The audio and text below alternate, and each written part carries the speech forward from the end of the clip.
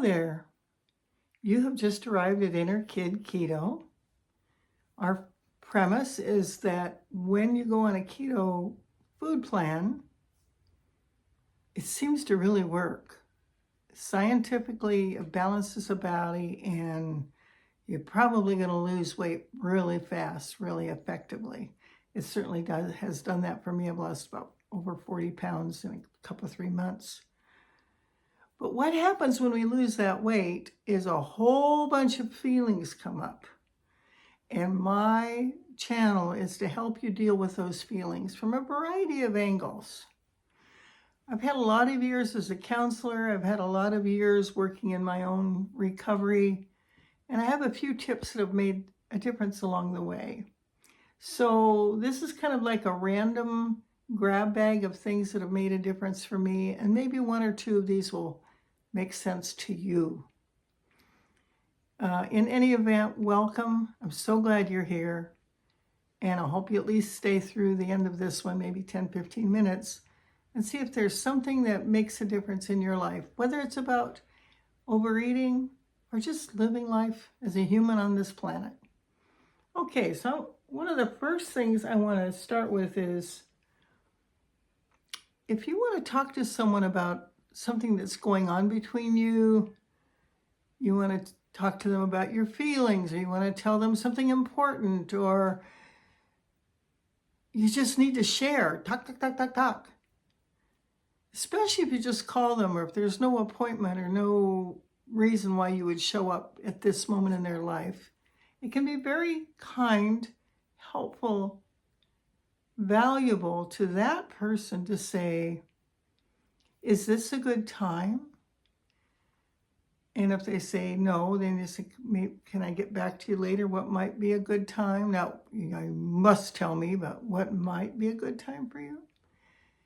And then if you're going to have to talk to them about something challenging, you say, I'm sorry, but I need to talk to something that might feel a little challenging. Do you have space to hear that? As you say it with a soft tone of voice, with gentleness, with respect for their capacity to let it in. Do you have space to hear something I need to share? And that can make such a difference in how it's received. We all have kind of a bubble of energy around us, an aura. And if you're all caught up in your own stuff, I'm sure you've all seen the Peanuts cartoon with Pigpen, where he's got all this stuff in his aura. A lot of us have this kind of Pigpen aura going on, and we're going, yeah, I'm an overwhelm, and then you come with your stuff, and I'm going to go, Kah! So looking for a good moment to come through that will be good for both of you. It's respectful and it's appropriate. Also have an attitude of gratitude. I have gratitude for the 45 of you who have already subscribed in the short time we've been up here. And I have gratitude for those of you who have shown up, whether you subscribed or not, because I'm all about shifting the energy, healing everything that I can handle. Just not that I have responsibility to handle, but that I want to bring my little spark of light into this world. And if you have space to hear it, and together we rise the boat, we all live in a better world. It's just that. Some of us just like to teach. Some of us just like to share stuff. That's kind of my tribe. I also want to remind myself and others the importance and power of gratitude. I want to thank my husband, Steve, for his incredible support in keeping this channel going. He does all the behind the scenes work. He helps me with uploading. He knows all the codes. He's a computer whiz, and without him, this would not happen. And he has helped me countless times, and sometimes way too late at night for both of us. So deep gratitude to Steve. Other things I want to share.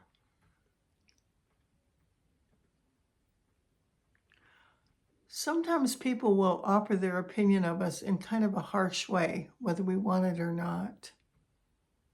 Here just comes a blast. I don't like your haircut. Or you should get new clothes. Or your house is messy. All these unsolicited feedbacks often sting, often are mean-spirited. A better way to approach something like that is, do you have space to hear? Also, don't should on people. Don't should on people. You should go back to school. You should join AA. You should fill in the blanks. I could do a whole talk on fill in the blanks. The strongest phrase that you might find value with is, you might want to consider. People have been helped by. It was useful for me when, maybe, I don't know if you're ready for this, but you might want to consider da-da-da. You got much less blowback. People have more space to hear it, let it in, don't feel judged. These little human tools for getting along, connecting with people, will probably frustration-proof or lower the frustration in your life. How many of us have overeaten because we're frustrated, or we've gotten some painful blowback, or somebody hurt our feelings? If we can learn, if we can take responsibility and learn some communication tools that will prevent all that blowback, you're less likely to trigger people, you're less likely to get blasted on, and you're less likely to put yourself in a position where you just want to stuff it with something, drugs, alcohol, food, overspending, whatever, acting out, yelling at the kids. So these are just kind of little everyday systems that over the years have accumulated in my understanding and made a huge difference in the quality of my life. I'm not saying I've mastered this by any means. I mean, I get into backlog and potholes pretty much every day, one way or another. But these particular things I'm sharing have made a big difference. That's why I thought I'd bring them along.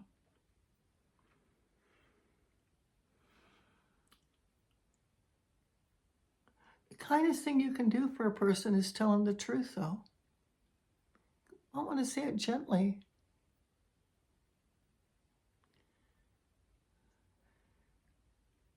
Say somebody's doing something that's unethical. Maybe you see them having a pattern of lying just about stupid things. It doesn't even matter, but they just lie every day. And they expect you to just go along with it and acknowledge that it's no big deal.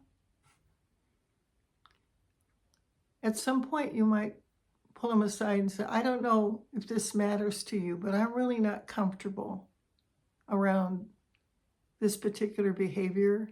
It's making me pause. I'm feeling like I can't be around this particular energy. I'm not sure why you're feeling the need to do this, but it's not how I choose to live. And I may have to step out, especially if you want me to support your lies, because it's not in my value system. Same thing with stealing or cheating, hitting the kids. You know what pushes your button or what makes you uncomfortable. You can take courage to say, I'm not comfortable. But sometimes it's very important. Now there's another time where it might be very important to speak up when everybody else is mum. And I'll give a story in my own life. This probably happened, I don't know, 30, 40 years ago. I happened to be in an area where a little girl was riding her bicycle. I think she was with a couple of other people, maybe another mother and another kid. It was not the parent's child, but an extra child. And I think they were crossing an intersection, and somehow, I don't know if her bicycle got bumped or she was down on the ground and she was out a bit. And we were all kind of alarmed. And someone called the ambulance just to make sure. And of course, the mother was called. And there were maybe about 5 or 6 of us adults around and children with big eyes. It was kind of an awkward, painful situation. And the ambulance had checked out the little girl and discerned that she was okay, that this was not a serious injury. This was just a check-in. And so when the mother showed up, the ambulance people needed to get her information because they needed to charge for the run.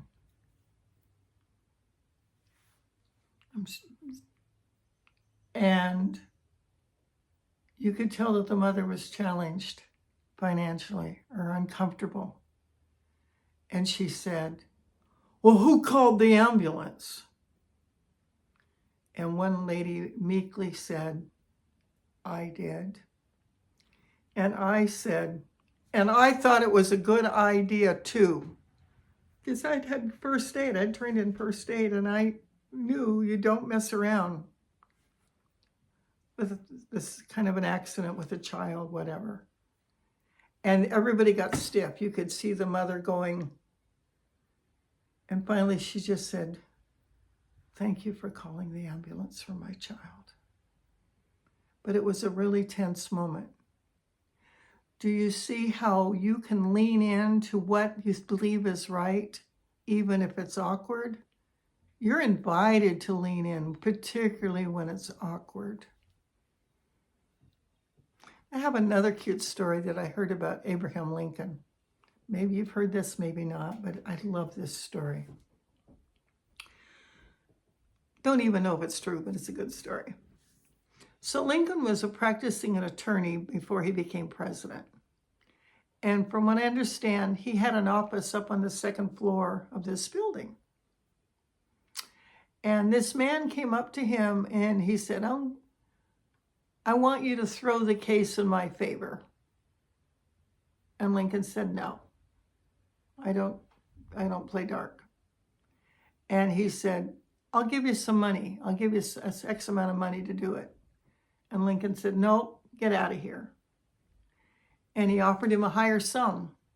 And Lincoln said, "No, I can't be bought." And the guy offered him a higher sum. And Lincoln punched him in the mouth and sent him down the stairs. And at the bottom of the stairs, the guy says, "What'd you do that for?" And Lincoln said, "You were getting too close to my price." Know what your price is. Are you incorruptible no matter what? Would you lie just for money? Would you marry just for money? Spirit is the source of your supply. You don't have to steal your good from the universe. None of us do. If you want to learn more about spiritual connections for financial abundance, read The Secret Door to Success by Florence Scovel Shinn. I think I've read it 4 or 5 times. Anytime I don't think I'm comfortable with what's coming in, I've read it again. What else am I not doing into the letter of the law? And it's all about spiritual understanding, gratitude, positive thinking, trusting the universe. You always have something to share.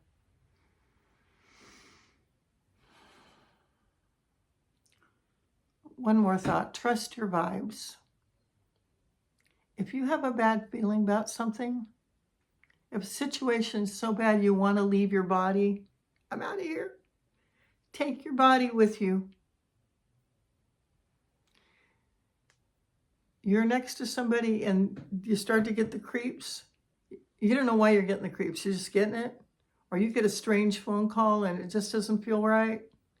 Or they want to, you've got some virus on your computer and they say you got to call this number to save the thing, no, you turn off the computer. You do not call that number. That's them getting ready to scam you.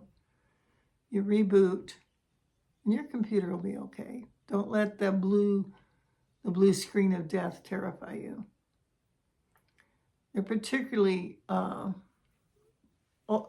senior citizens are particularly vulnerable to that kind of scary stuff.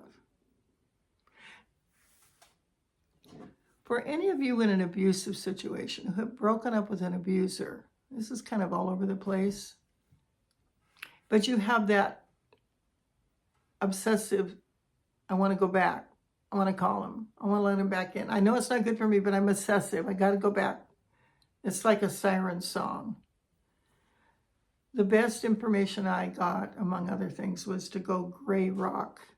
Think of that person as a gray rock.